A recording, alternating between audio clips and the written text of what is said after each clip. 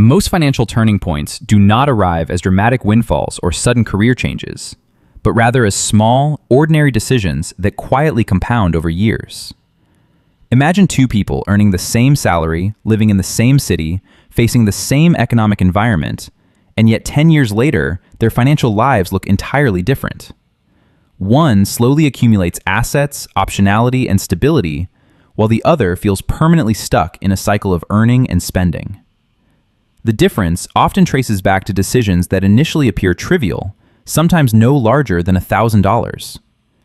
At first glance, a $1,000 decision feels insignificant in the broader landscape of personal finance. Modern life surrounds us with purchases that easily exceed that amount. A new phone upgrade, a spontaneous vacation, a furniture set that feels slightly nicer than the cheaper alternative, or the convenience of solving a short-term problem by simply spending a little more money. Because these purchases sit comfortably within the range of what many people can technically afford, they rarely trigger deep reflection. They register as lifestyle choices rather than financial strategy. But the structure of money does not treat small decisions neutrally.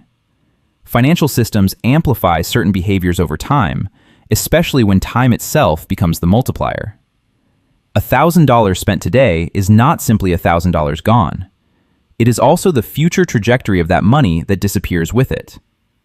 When economists talk about opportunity cost, they are not describing a punishment for spending. They are describing a structural property of capital. Money has the ability to produce additional money when it remains invested inside productive systems. Consider a simple mathematical framework.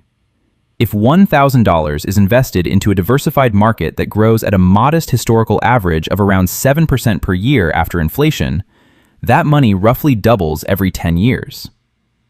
Over 3 decades, that single $1,000 decision grows into roughly $8,000 in purchasing power. The calculation itself is not particularly complex, yet the psychological implications are profound. Every spending decision carries a silent timeline attached to it. This does not mean that every purchase should be evaluated purely through the lens of future investment value. Human life requires comfort, enjoyment, and occasional indulgence. The important insight is not that spending is wrong, but that spending is rarely isolated. Each financial decision subtly shapes the direction of the system you are building around your life. Some decisions feed consumption cycles, while others quietly construct capital structures. Behavioral economists often describe a phenomenon known as mental accounting, where people categorize money differently depending on how it enters their lives. A tax refund might feel like extra money, even though it is simply delayed income. A bonus may be treated as celebration funds rather than as part of long-term planning. The $1,000 decision frequently appears in these mental categories. Because the amount sits below the threshold of perceived seriousness, it slips through the psychological filters that normally guard major financial choices. Over time, these unnoticed decisions accumulate into patterns. Someone who consistently converts small financial margins into investments gradually builds a base layer of assets. Someone who consistently converts those same margins into consumption gradually builds a lifestyle structure that requires constant income to maintain. Neither path feels dramatic in the moment, yet the long-term results diverge significantly. The difference becomes clearer when we zoom out to the level of systems rather than individual purchases. Modern economies reward ownership structures.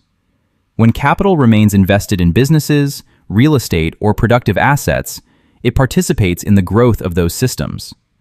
Dividends are paid, valuations rise, and compound returns slowly transform modest inputs into larger financial positions.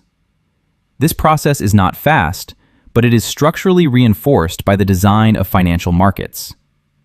Labor income, by contrast, behaves differently. It arrives through effort and time, and it typically resets every month.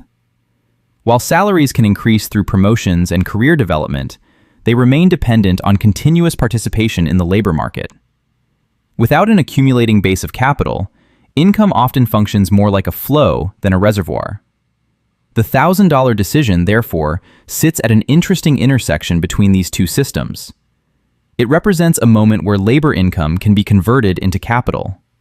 When repeated over years, these conversions form the early stages of wealth accumulation.